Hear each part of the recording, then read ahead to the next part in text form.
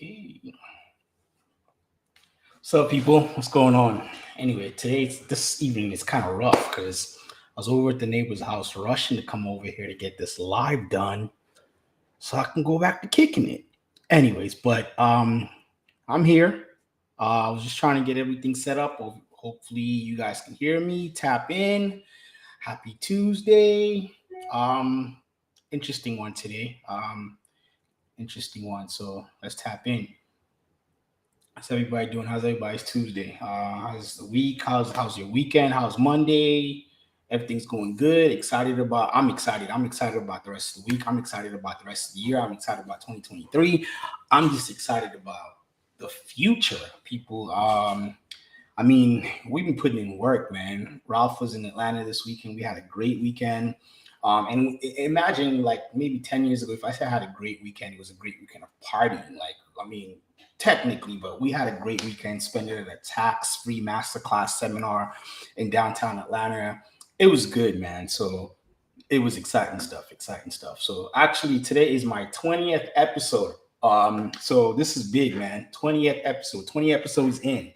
Got this started in February and we're 20 episodes in. So congratulations to all of us because this is a community thing. But what's up, Ralph? Like I was saying, yeah, had a exciting weekend, which kind of made it super exciting for this and everything to come. So we're excited about what's going on.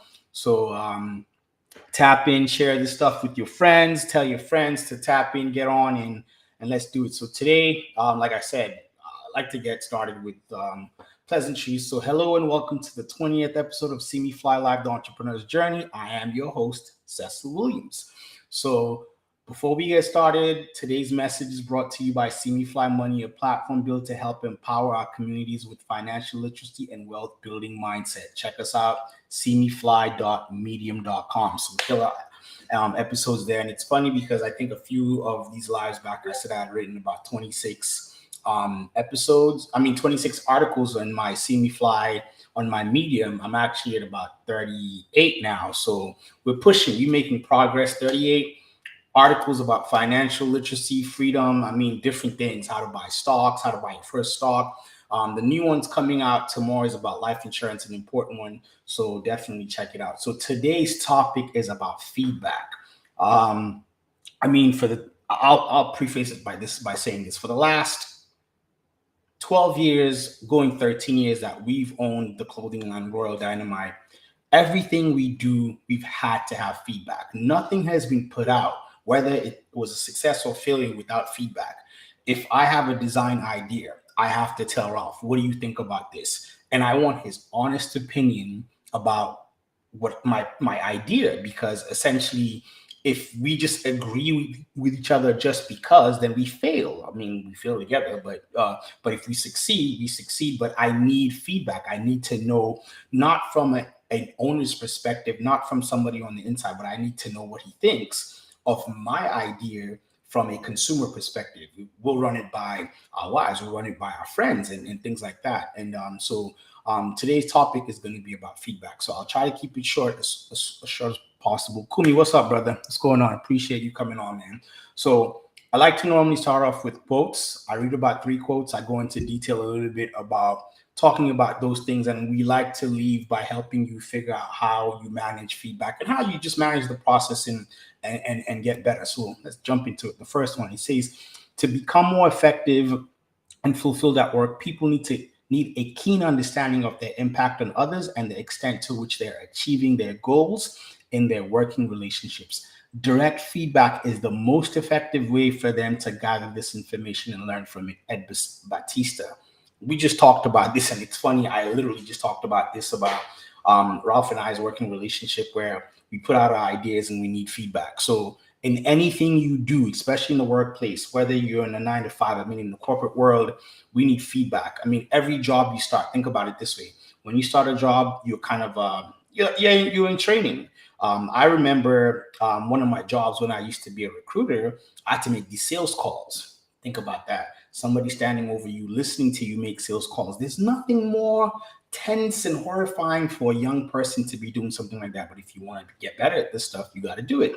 And You make this call and you're terrified at what you're saying because you're not really thinking about what you're supposed to be saying in the phone. You're thinking about what the person listening to you is thinking about. But at the end of the day, you kind of have to do what you need to do. So you make this call, you say what you got to say. They tell you, you could have said this better, you could have said this better. So with time, as you keep making these calls, you get better because you stop worrying about the person behind you, because now you're trying to somewhat prove to yourself and to them that you're listening to their feedback, you're getting what they're saying, and at the same time, you understand it and you want to, it's your boss or your trainer, you want to impress them, you want to make sure you got the message, you understand what they were saying, and you want to make sure it reflects in the person you're trying to sell. You want to make sure they get it, because if you close the sale, in this case, if as a recruiter you're talking to companies, if they get to give you a second meeting, then you're in, and your boss or your trainer is saying good job, that type of stuff. So you put yourselves in positions to give feedback. But I mean, this is just in the corporate setting, but I hope this helps, because I think a lot of us are still in our 9 to 5s and trying to transition into entrepreneurship. Now, entrepreneurship feedback is a little difficult because sometimes it's a lonely journey and you're by yourself and you're asking, who am I going to go ask for feedback that thinks like me? Because not everybody probably around you is an entrepreneur just like you. So when you give them, when you say something to them, they give you maybe harsh criticism or feedback and you get a little defensive. Like I said in my promo video, people used to give me feedback, and if it's not what I wanted to hear, I shut down, I get defensive. You have to try to be as open-minded as possible, because only when you get what they're saying, you don't have to take everything they're saying, but you have to listen. That's the most important thing. Listen in your quiet moments, process what they're saying, and hopefully you will take the gems out of that and improve for you to give people what they want, or to give a product or a service, or give the people what they want. Give the people what they want. So that's that. Second one is, it says, I'm a great believer that any tool that enhances communications has profound effects in terms of how people can learn from each other and how they can achieve the kind of freedoms that they're interested in. Bill Gates. Feedback. There's a saying I read earlier. It says the shortest word in the dictionary, or something that has the letters A, B, C, D, E, F. What is it? It's feedback. So interesting thing is, we have to, yes, I mean, sometimes you gotta shut up and listen. That's why it says you were given 2 ears and 1 mouth so you can listen more and talk less. So unfortunately, I'm the one talking right now, but hopefully anybody who gets an opportunity to listens to this, takes the stuff in, share it with somebody who you think needs to listen to it, needs to hear it. So um basically what Bill Gates is saying is, feedback is one of the most effective communications techniques out there. At the end of the day, I think we need to be in a position where if you want to achieve certain things in life, and it's funny, I wrote this down. I wrote some of this down. If you think about specifically personal growth, right? If you say to yourself personally, I mean, right now we're in November. If I say by next year, November, I want to have earned $1 million as an entrepreneur, right? That is my personal goal. But part of that personal goal is making sure I align myself with the people who are going to help me get there. I cannot, I mean, if this is the blunt truth, if you haven't earned $1 million, more than likely you cannot help me get there. So unfortunately, you might not be the person I need to talk to. Do I need some people in my ear telling me you can't? Maybe, fine. The haters, the naysayers. But I'm going to have to surround myself around those people, my mentors, my coaches, and communicators, people who in mastermind groups. I mean, this is not, whether it's paid, whether it's free, whether it's the books you read and all these things. Then you have to take in the information, ask them the right questions, taking all this information, and at the end of the day, you have to listen. You have to listen to what they're saying. You have to ask the right questions. No question is too stupid. Now, as you listen and they give you the game, they give you the gems, you're going to try to implement everything that they told you, and ultimately that is going to lead you to making $1 million. Bill Gates said something in the quote which I find important. He said something about and how they achieve the kinds of freedom that they're interested in. As an entrepreneur, Well, for me, I'll personally say this. For me, one of my interests is financial freedom, uh, financial independence. And when I say financial freedom or financial independence, it's not to say I don't want to work. I'm ready to put in the work to make sure I secure my future, secure the future of my children, secure. I mean, help my parents live a better life. But at some point in time, I want some form of freedom. I want my active income to be able to convert into more passive income. So I have more passive, equal or more passive income than my active income. Or I have enough, I mean, and maybe not more. So let's put it this way. If you figure out that right now, currently you're living off of $5,000 a month, and you say to yourself, I got to figure out how I make $5,000 in passive income. If you are able to make $5,000 in passive income and still have a little bit of savings here and there, then you've replaced your active income. Then you've bought yourself financial freedom, which means you can then wake up in the morning and not feel the pressure to say you have to be here, you have to go to this interview, you have to, because you have passive income that's replaced your active income, and your active income probably was through a job or through your business that you're running. Now you've bought yourself the freedom that you are interested in. So let that translate to anything else that you're thinking about, whether it's through your job. How do you use feedback to buy yourself the freedom that you're interested in? The third one, it says, feedback is a gift. Ideas that Ideas are the currency of our next success. Let people see your value both, let people see you value both feedback and ideas. Jim Trinker and Les Wallace. Yes. Ideas come a dime a dozen. I always tell people that. And now I'm at a point where when I have ideas, I just give it. Now there's ideas where you feel like maybe names of certain things or whatever. You might keep those close to your chest, granted. But when you have ideas for things, if you're not going to act on them, put it out in the world. Don't keep it to yourself. Like, this is something I honestly and truly mean, because I think a lot of people keep ideas close to themselves. That's your value. If all you have is ideas, put them out there. Actually, you know what's so interesting? People can build a whole persona, a whole thing around them just based off of giving ideas. Maybe they think deeply, so they can think of ideas. They don't have to think it through. They're just thinking of ideas and they're putting it out there. Like, you can just come like, this is an idea to think of. Now, the person who's going to take the idea into action, it is their job and their responsibility. What's up, Cecil? What's going on? It is their responsibility to take these ideas and turn them into action, not your responsibility. So be the value by giving these ideas out there. Like, don't hold back, don't think. But that's why it says feedback is a gift. So you put your ideas into people, they give you feedback, because everybody has an opinion about everything. You know, like how people say, "Oh, I'm not going to put my opinion in you." Fair enough, but if you put something out there, you're forcing that other person's brain to start working, to start thinking. And ultimately, they think. And when they think and they give you feedback, that feedback is a gift. So ultimately, I think that's how you're going to know if something works or not. You have great ideas. That's how you test them. You put them out in the world. Don't be afraid. I think a lot of people are afraid to. They'd be like, "Oh, I have an idea, but I don't want to tell you because you might think it's stupid."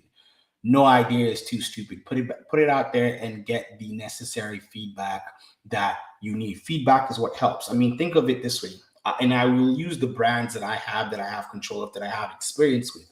Royal Dynamite.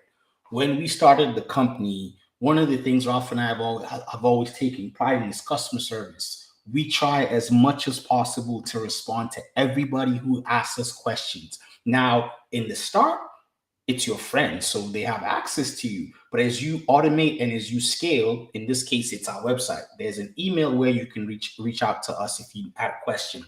There's funnels we've created where you get some of the answers you need before you can even ask the question. Abandoned cart funnels or frequently asked questions. You have to make sure you are providing constant feedback to people who need it. Or in this case, the relationship I have with my customers, I want to know what their experience was like when they came on the website. I want to know what their experience is like when they bought my product. So first, I need to know what it's like. I ask them for a review. And 9 times out of 10, people will write good stuff. So it's social proof. Social proof helps you sell more stuff, get more people to know about you. So think of that feedback as good feedback. But sometimes you want like people close to you or even customers to tell you truly what they think. So recently I bought some shaving stuff for my head, and I'm normally used to buying the white creamy stuff. Put that on, it works perfectly.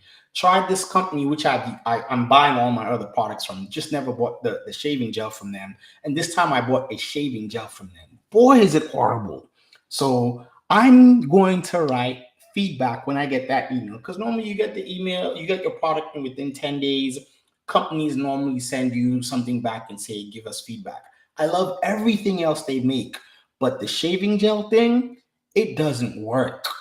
It's a waste of money. It's a waste of my time. I have to tell them that. Am I going to give them a 5 out of 5 for every other product they make? Yes, but I have to let them know about the product that I didn't like. So maybe that's something, I mean, maybe other people have told them. I don't know. Or maybe everybody says it's good. But for me personally, it just didn't work. It just wasn't working. And I mean, I haven't been in the ball game for too long. So when something doesn't work, it frustrates me because I'm constantly trying to find the right product. So you got to let people know what they good or bad feedback. They need that information because that's one of the only ways we improve. So quickly, as I round up, because I'm trying to hit that 20-minute mark.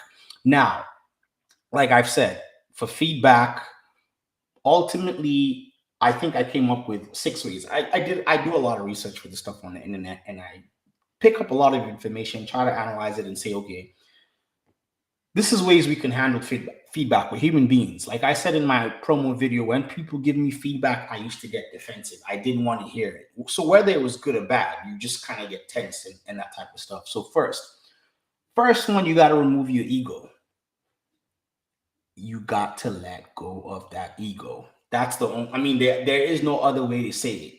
Humble yourself, listen. You also have to manage your initial response. Like I told you, I used to get defensive before people would even open their mouths. Then what's the point of me asking for feedback if I'm going to get defensive? Avoid getting defensive. So let go of your initial response. Like you have to listen. That's the third one, active listening. So remove your ego, manage your initial response, don't get defensive, and listen. You got to listen. Now, when you listen, you have to listen to the facts. Now you're taking in all this information, but you also have to listen to the facts. And on the fourth side, you don't always have to agree to what the person giving the feedback says, but you have to be open minded. So when you listen to the facts. You don't always have to agree, but be open minded. So taking all the information, because it's like note taking.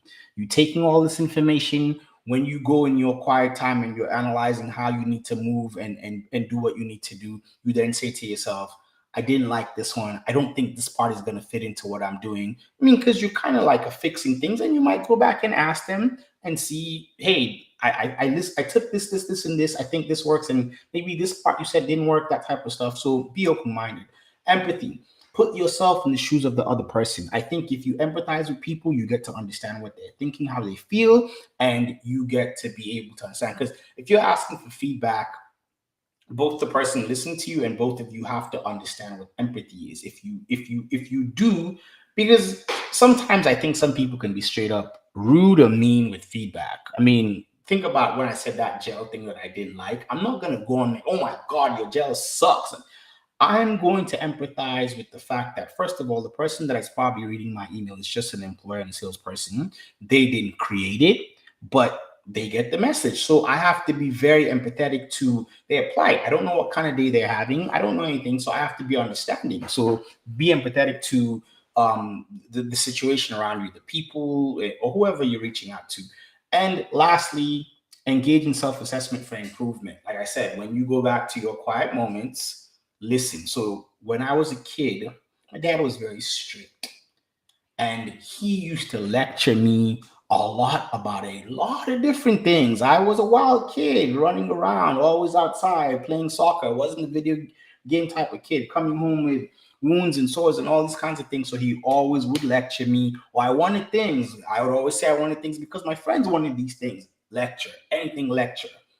And I always said, when I came to the United States and went to college, those lectures, it's almost like it had been recorded, etched in my mind, and they would literally just play out every time a situation presented itself, which maybe that lecture comes in handy as to what he was saying, what I'm not supposed to do, what I'm supposed to do, and that type of stuff. So I engaged in a lot of self assessment by listening to what he was saying. Like I said, I just listened. I just listened. I took in all the information. Didn't agree with everything right there and then. Well, first of all, I couldn't really talk back because I mean that was my dad. Because you know what's coming next. So if you kind of put that, if you kind of take it that way, where you think of a kid and a parent relationship, and sometimes you don't talk back, and if you kind of take it as an adult when it comes to feedback for improvement, think of it like that type of relationship. So again, I'm going to go through them, 6 of them. Remove your ego, drop it, be humble. Manage your initial response, avoid getting defensive. Active listening, listen to the facts. Take everything in, but listen to the facts. You don't always have to agree, but be open minded. Empathy, put yourself in the position of the other person's shoes. You don't know what they're going through. Just listen, be humble, be gentle. And then engage in self assessment. Take all the information, take all the facts, engage in self-assessment and improve. Use that information to improve. Use that information to improve your operating procedures, your product, your service, or whatever you do. So hopefully this was helpful for anyone listening. Please share it with your friends who you think might need to hear it. Share it with your employees, whoever needs to listen to this. I'm not an expert. Most of this is just coming from my experiences over the last 15 years as an entrepreneur. But yes, over the last so many years as a human being. Can't really give you that age, but hopefully you found this useful. And I know I do. I know I learned a lot of the stuff from researching. So like I said, I was at my neighbor's house. I'm about to go back and chill, drink some wine. It's Tuesday evening. See, I can't even get my days right. It's Tuesday evening. Hope you guys enjoyed this. Thank you guys very, very much. I will be back next week, Tuesday. Tune in. Let's do this. Let's learn. We all we got, and let's build this community. Thank you very much. Have a good evening.